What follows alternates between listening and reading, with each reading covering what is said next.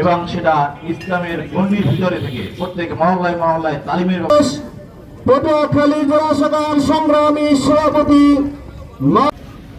ইসলামী আন্দোলন বাংলাদেশ পটুয়াখালী জেলা শাখা উপজেলা শাখা কর্তৃক হিসেবে উপস্থিত থাকবেন ইসলামী আন্দোলন বাংলাদেশ এর কেন্দ্রীয় সংগঠনের নেতৃবৃন্দ।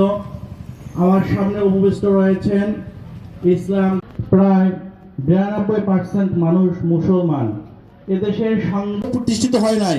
আমাদের সারা বাংলাদেশে হাজারো ইউনিয়ন রয়েছে, হাজারো পৌর ইউনিয়নে, প্রত্যেকটি পৌরসভায়, প্রত্যেকটি জেলা পরিষদে এবং আমাদের আওয়ামী লীগের বিভিন্ন হুমকি উচ্ছা করে এই আন্তরিক শুভেচ্ছা ও অভিনন্দন।